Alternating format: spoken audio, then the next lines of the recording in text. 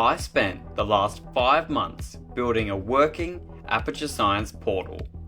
Not with quantum physics, but with an illusion. I wanted a system that makes objects appear to teleport between 2 points. This was my plan. I built 2 object launchers, electronically linked. Both launchers can detect an incoming object, and it relays that signal to the other portal, telling it to launch. In layman's terms, when an object enters one portal, an exact replica of that object is fired out of the other. So, I started with the launcher. My plan was to build a flywheel launcher, driven by 2 motorized wheels, 2 bearing idler wheels, and controlled by 2 servo-powered linear actuators. In fact, I ended up relying heavily on those actuators, with there being 6 of them in total for the final build. I made the first frame using 20mm aluminium extrusion. At this point, I didn't really understand T-nuts, so I ended up drilling and tapping directly into the aluminium a lot, which I quickly came to regret every time I had to change anything. Still, I put everything together, and soon I had my first prototype. First test didn't go to plan. I don't think there was anything wrong with it, but trying to launch a sanding block wasn't a great idea. So I printed out a better test object, made some more adjustments, and tried again. This time it worked. Better than I expected, honestly. Right up until I stalled the motors and destroyed both of them. Maybe next time I would actually bother to use a motor driver with stall protection. Still, I had proved that the launcher worked, and I couldn't have been happier.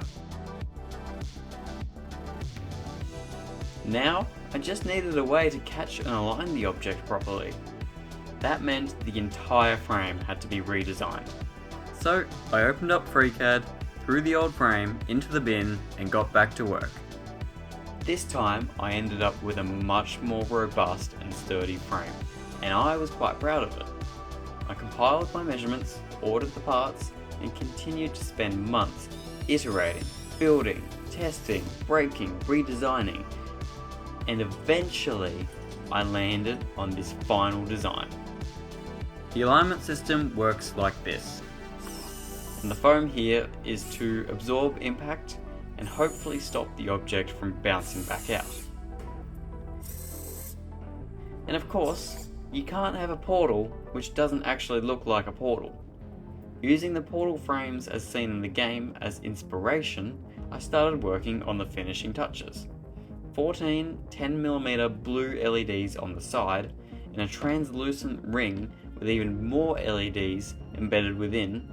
I think it's safe to say, this thing is pretty bright, and I think it looks really cool. I also animated the LEDs within the ring, using 3 overlaid revolving wave functions to match a similar effect to the game. And now, everything was ready.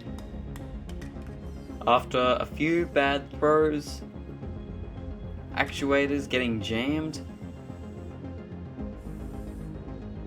and one almost successful run, it all led to this.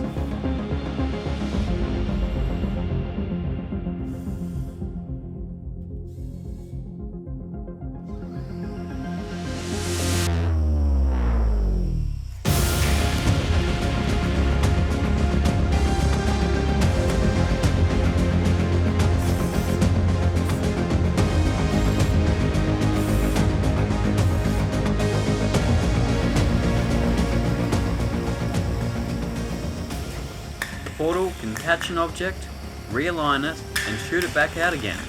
No manual interaction required whatsoever. Now, I just need to build the second portal, because you can't have linked portals with only one portal.